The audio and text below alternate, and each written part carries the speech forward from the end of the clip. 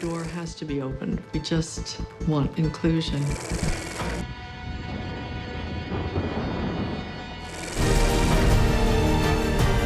La princesse est en danger, il faut que j'y aille. Hello, and thanks for joining us for our weekly film show with our movie critic, Lisa Nesselson. Hello, Lisa. Hello, Eve. Now, we're starting with a documentary about gender equality in film and TV in Hollywood. It's called This Changes Everything, and stars like Gina Davis, Meryl Streep and Natalie Portman were involved in it. We thought that female-powered films like Thelma and Louise and The First Wives Club would change everything, or at least change some things for female opportunities. But this new documentary shows that they actually did nothing for statistics on gender parity, did they?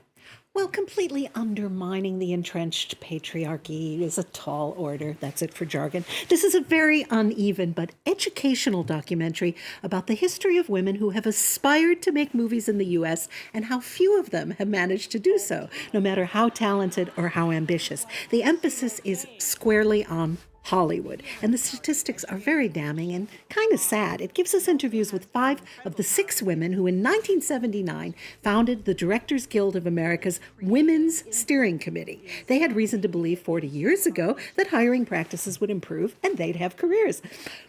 But they didn't. Chicks just couldn't get a fair shake. What's most interesting to me about this dilemma is that the film points out that not hiring women is actually against the law.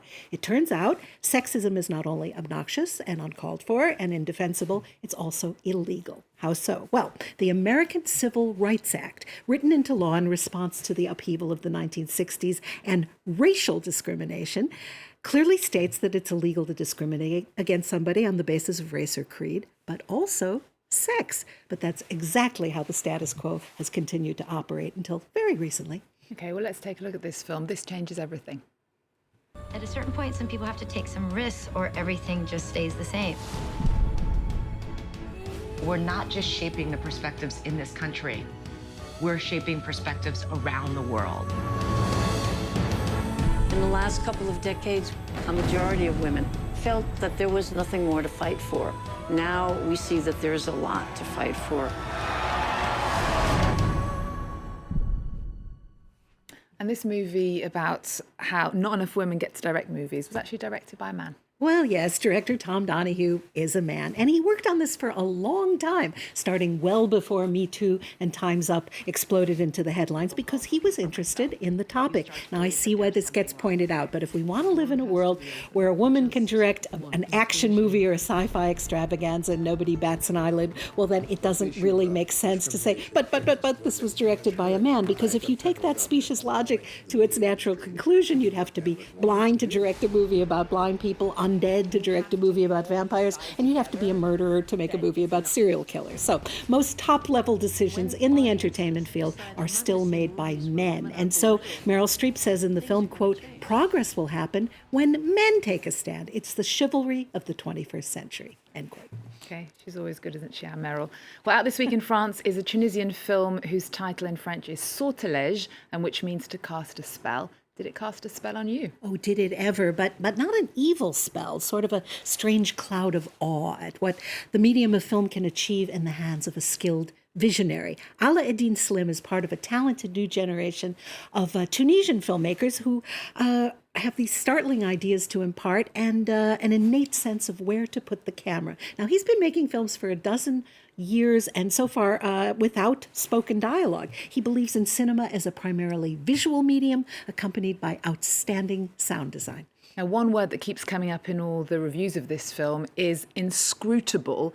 Do you agree that this film is not easy to understand? Inscrutable? Well, for me, it was scrutable. One viewer's inscrutable is another person's wow, I guess.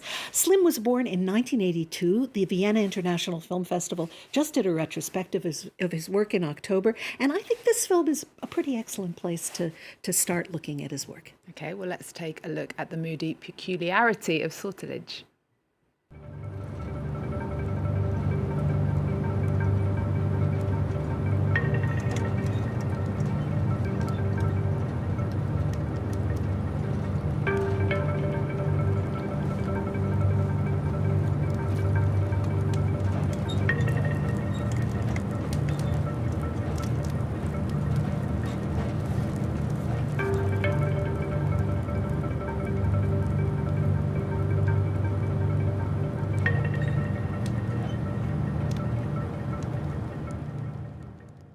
So, Lisa, you've said it's an odd film. Is there a story? Well, there's definitely a framework. A soldier in the Tunisian army is given a week's leave because his mother died. He deserts. There's also a well-to-do couple in a luxurious house. The wife is pregnant and as ambivalent about being a mother as the guy is about being a soldier. In a development for which the term surreal is insufficient, she ends up being cared for by another individual in what most would consider primitive conditions.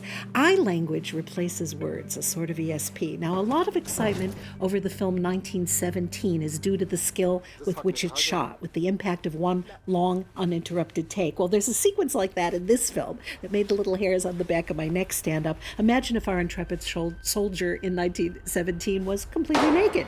And it turns out they shot it without a permit and with a very game actor who has never acted before. This is a strange, gloriously strange movie. You may or may not like it, but you will know you are in the presence of a filmmaker. Okay, well, that's Sortilège. The French director Michel Hazanavicius is best known in the English-speaking world for his Oscar-winning film The Artist. His latest movie is The Lost Prince. It's aimed at children and stars Omar Sy as a single dad who tells his daughter lavish bedtime stories.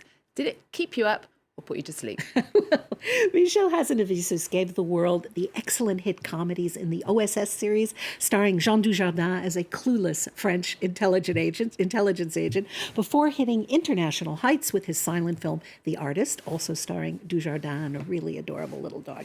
In 2017, he made Redoutable, about the young Jean-Luc Godard's marriage and how it fell apart when Godard lost interest in telling identifiable stories. And then, alas, he made this. This is a movie I would not wish on my worst enemy. It's difficult to describe just how clunky and unsatisfying it is. There's a lot of talent, a lot of experience, a handsome budget, but the end result is completely unrewarding. Is it at all possible that you're being too harsh? Well, I honestly don't think so. I made a point of seeing this on a Saturday night in a popular neighborhood. There were, just 4 days after it opened, there were a grand total of 20 of us in the audience. And after 15 minutes, the couple to my right turned on their cell phones and started answering emails in the dark. And a few minutes later, some people 2 rows further up did the same thing. Omar Sy plays Gibi, a good-natured parking lot attendant. He's a widower with an 8-year-old daughter, Sophia, and he puts enormous thought and effort into the bedtime stories he tells her. They're such super productions that it actually takes a Disneyland-style city to, quote-unquote, produce them. Gibi stars as the prince of the title, and Sophia stars as the princess he must rescue over and over again. In real life, they live in a modest apartment in a Paris suburb, and Berenice Bejo plays their new neighbor, Clotilde. Now, Sophia gets older, and when she turns 11 and starts junior high, she tells her doting dad, "Thank you very much, I can make up my own stories now. I can generate my own stories." And he is stunned. He is extremely reluctant to see her grow up. Okay, well, let's see for ourselves. Here's actor Omar Sy on why he joined the cast, as well as a glimpse of The Lost Prince. I wanted to be part of a film made for the whole family to enjoy together. And I was also interested in what it says about the role of the father at this moment when children start to detach themselves from their parents. It was a chance to talk about this issue in an original and comedic way. Mon père a toujours été très présent, mais à un certain âge, j'aimais bien qu'il me laisse un petit peu d'air. Les oubliettes, c'est là où on envoie les personnages quand ils sont plus dans aucune histoire. Ils disparaissent. Pour de bon. Welcome to the oubliette. Tu peux m'expliquer ça? Tu te fous de moi? Je regarde pas mes textos. Je fais ce que je veux, je suis ton père.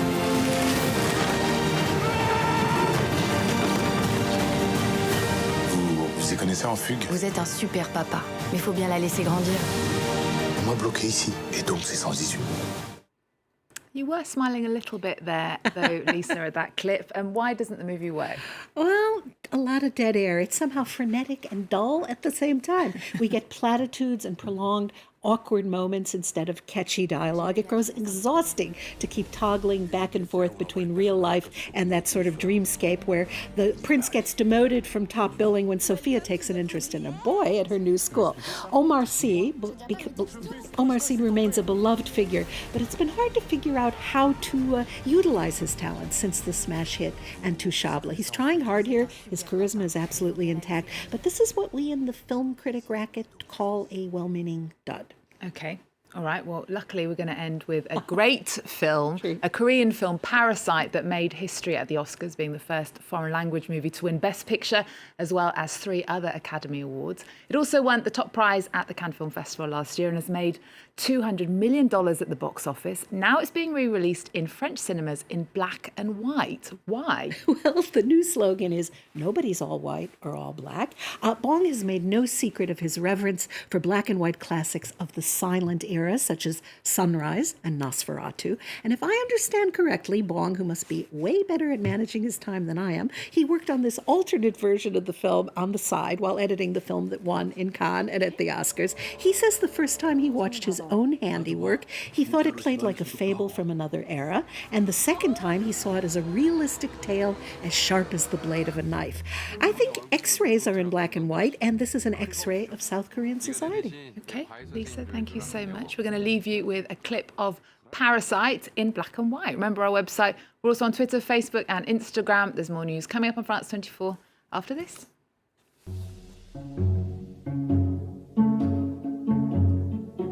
우리 다송이는 완전 예술 가지질인데. 침팬지를 그린 거죠? 자화상이에요. 역시. 그동안 미술쌤도 여러 명 바꿔가면서 해봤는데요. 제가 사람 하나가 휙 하고 떠올랐는데. 아 잠깐. 제시카 외동딸 릴리노이 시카고. 과 선배는